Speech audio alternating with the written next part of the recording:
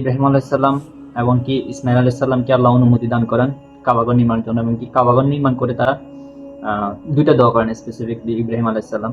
একটা হচ্ছে যে কি সূরা বাকারা আমরা দেখতে পারি, একটা হচ্ছে কি সূরা বাকারার 126 নম্বর আয়াতে দেখতে পারি মক্কাবাসীর নিরাপত্তার জন্য এবং কি তাদের রিজিকের জন্য ইব্রাহিম আলাইসাল্লাম দোয়া করেন। তার মধ্যে একটি হচ্ছে যে কি অন্যতম হচ্ছে যে কি রিজিকের জন্য দোয়া।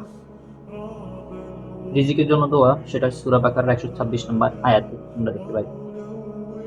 তো আল্লাহ কিভাবে তাদের প্রতি অনুগ্রহ করেন এবং কি দোয়া ইব্রাহিম আলাইসাল্লাম যে মিশনারি দোয়া 2000 হযরত মুহাম্মদ সাল্লাল্লাহু আলাইহি সাল্লামের জন্ম 2000 বা 2500 বছর আগের দোয়াটা কিভাবে কবুল করেন সেটা অনুগ্রহটা এবং কি দোয়ার ফসলটা আমরা সূরা কুরাইশের মাধ্যমে আল্লাহ তা জানিয়ে দেন আমাদেরকে।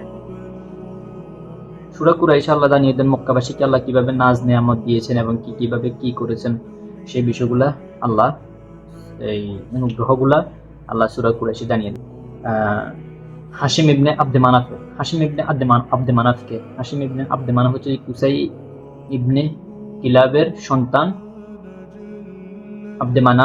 আব্দে মানাফের ছেলে হচ্ছে কি হাশিম ইবনে আব্দে মানাফ। হাশিম ইবনে আব্দে মানাফ একটা নেটওয়ার্কিং বিজনেস চালু করেন। কিরকম বিষয়টা হচ্ছে কি, একদিকে হচ্ছে যে কি ইয়েমেন আর একদিকে হচ্ছে যে কি সিরিয়া। এখন তো হাশিম ইবনে আব্দে মানাফ একদিকে বিজনেস করতে পারে না, তিনি চারদিক কেন্দ্রিক যদি বিজনেস করতে হয় তাহলে একটা বিজনেস নেটওয়ার্কিং প্রয়োজন। সেজন্য তিনি কিভাবে বিজনেস পলিসিটা কিভাবে ইউজ করেন ইলাফ সিস্টেমে। অ্যাকচুয়ালি হাশিম ইবনে আব্দে মানাফ নিজেই হচ্ছে যে কি সিরিয়া কেন্দ্রিক গ্রীষ্মকালে বিজনেস করেন। তারপর আব্দুল মুত্তালিব হচ্ছে যে কি ইয়েমেন বিজনেসের জন্য যান। আব্দুল মুত্তালিব শীতকাল কেন্দ্রিক ইয়েমেন কেন্দ্রিক বিজনেস করেন। নওফেল ইবনে আব্দে মানাফ করেন ইরাক কেন্দ্রিক, আর আব্দে শাম করেন হচ্ছে যে কি হাবশা কেন্দ্রিক। তাদের এভাবে বিজনেস পলিসিটা শুরু হয় এবং কি তারা এই সিস্টেমে বিজনেস করেন। আমরা দেখি যে কি হাশিম ইবনে আব্দে মানাফ যখন বিজনেসের উদ্দেশ্যে সিরিয়া যান তখন তিনি মদিনায় কিছুদিন অবস্থান করেন, তখন সেখানে একটা বিবাহ করেন। বিবাহ করার পরবর্তীতে উনি এখান থেকে চলে যান এবং কি সেই ঘরেই জন্ম হয়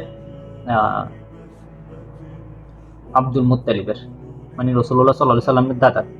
এবং কি রাসূল সাল্লাল্লাহু আলাইহি সাল্লামের দাদা, রাসূল সাল্লাল্লাহু আলাইহি সাল্লামের জীবনীতে তিনি দেখেন তার দাদা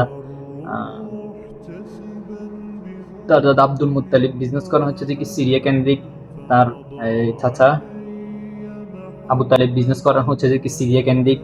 তার বাবাও বিজনেস করেন হচ্ছে যে কি সিরিয়া কেন্দ্রিক।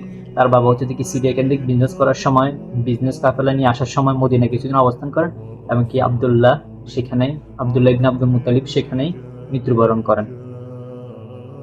তো কুরাইশরা অর্থনৈতিকভাবে শক্তিশালী হওয়ার রহস্য হচ্ছে দেখি তিনটা। একটা হচ্ছে কি ধর্মীয় কারণ, যেহেতু তাদের এখানে কাবা আছে তাই সবাই এখানে কাবা তওয়াফের জন্য আসেন, তাই তাদেরকে একটা আলাদা ফ্যাসিলিটি দেওয়া হয়।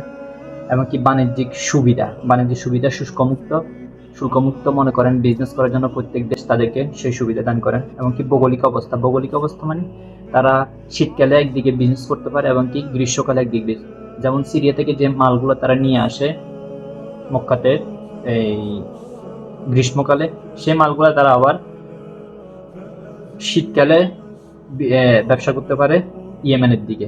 তাহলে তাদের জন্য দুইটা রুট, অনেকটা আমরা যদি ম্যাপটা দেখি তাহলে তাদের জন্য দুইটা রুট অনেকটা পরিষ্কার। আবার আমরা নবী সাল্লাল্লাহু আলাইহি সাল্লামের জীবনীতেও দেখি তিনি সর্বপ্রথম তিনি বিজনেস সফরে যান তার চাচার সাথে, সম্ভবত অল্প কিছু বয়সে, মানে আমার বয়সটা মনে পড়ছে না, তবে অল্প বয়সে তিনি তার চাচা আবু তালেবের সাথে বিজনেস সফরে যান সিরিয়া কেন্দ্রিক, যদিও ফতে তিনি এখন। তারপর উনি হচ্ছে যে কি ওনার সম্পর্কে জেনে এই খাদিজা রাদিয়াল্লাহু তাআলা আনহা তাকে বিজনেসের জন্য নির্বাচিত করেন, এমনকি কিছু পার্সেন্টেজের মাধ্যমে তিনি ব্যবসা করেন। এমনকি তিনি তার রাসূল সাল্লাল্লাহু আলাইহি সাল্লামের ন্যায় এবং কি সচ্চরিত্রের কারণে বিবাহের জন্য প্রস্তাব পাঠান, এমনকি রাসূলুল্লাহ সাল্লাল্লাহু আলাইহি সাল্লাম সেটা মাধ্যমে তার চাচার সাথে মশওয়ারা করে পরবর্তীতে তিনি বিবাহ বন্ধনে আবদ্ধ হন। তো রাসূল সাল্লাল্লাহু আলাইহি সাল্লামের জীবনীতে দেখি তিনি অল্প বয়স থেকে তার দাদার বাবা ছিল হচ্ছে কি বিজনেসম্যান হাশিম ইবনে আব্দে মানাফ, এবং কি তার দাদা ছিল বিজনেসম্যান সিরিয়া কেন্দ্রিক, এবং কি তার বাবাও ছিল বিজনেসম্যান, এবং কি তার চাচাও ছিল বিজনেসম্যান। তাদের পুরো ফ্যামিলিটা ছিল বিজনেসম্যান। তার থেকে তিনি বিজনেস শিক্ষা নিয়েছেন, এবং কি পরবর্তীতে ওনার জীবনে তিনি সেই বিজনেসের পলিসিগুলা কাজে লাগিয়েছেন।